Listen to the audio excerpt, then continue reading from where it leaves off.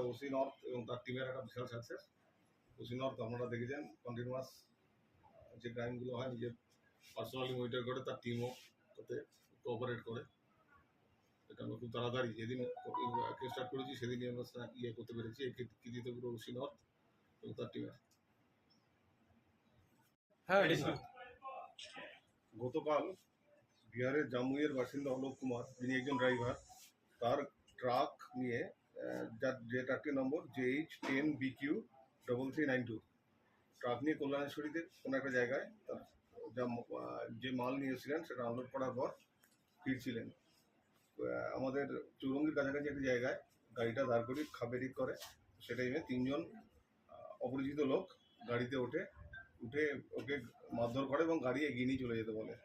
তো গাড়িটা জুবিলির কাছাকাছি আসার পর ওদের নামিয়ে দেয় এবং গাড়ি নিয়ে চলে যায়। তো ওই ব্যক্তি থানায় এসে কমপ্লেন করেন।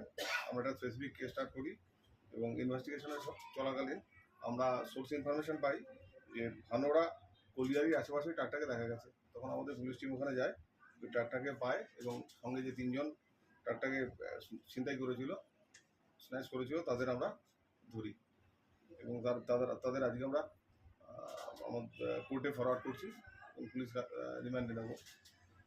তো এরপরে তদন্ত চলবে এবং আরও কেউ এর সঙ্গে জড়িত আছে কিনা এবং কী ব্যাপার আছে কারণ আমরা জানার চেষ্টা করছি। এরা প্রত্যেকেই আপনার বিহারের, এরা প্রত্যেকে পুরুলিয়ার বাসিন্দা। এদের নাম আছে শেখ আরমান, শেখ মুশারফ, শেখ নাইম।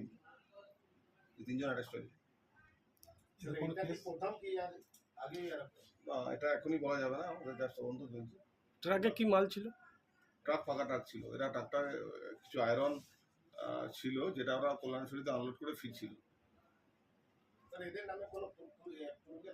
না, এটা এখনো আমরা থেকে পাইনি, আমরা জাস্ট অ্যারেস্ট হয়েছে, ফরওয়ার্ড করছি, পরবর্তীতে আমরা দেখবো কি কেস আছে। এর আগেও ট্রাক হাইজ্যাকিং এর ঘটনা ঘটেছে এবং নট সাকসেস পেয়েছিল। তো কোনো এলাকায় কি সক্রিয় রয়েছে কোনো চক্র, মানে ট্রাক হাইজ্যাকিং? এর আগেও ডেফিনেটলি প্রিভিয়াস কিছু কেস ছিল, সেগুলো আমরা ডিটেক্ট করেছি, অ্যারেস্ট করেছি। এটাও আরেকটা কেস আমরা সবেমাত্র অ্যারেস্ট করেছি। তো ডেফিনেটলি এখানে এসে ওরা করেছে, সেটা তো আমরা অস্বীকার করতে পারবো না। বাট দেখছি আর কোনো চক্র আছে কিনা। শুধু কি ট্রাক হাইজ্যাক না আরো বিভিন্ন সাথে এরা জড়িত আছে? না, এখনই বলা সম্ভব নয়, জাস্ট আমরা অ্যারেস্ট করে ফরওয়ার্ড করছি, রিমান্ড আসুন তারপর দেখব। কদিনের রিমান্ড চেয়েছেন? আমরা জেনারেলি 14 দিনেরই চাই। এই ধরনের ক্রাইমে যারা জড়িত থাকে তাদের আমরা 14 দিনের রিমান্ড চাই। কোর্ট কতদিন অ্যালাউ করে দেখা যাক।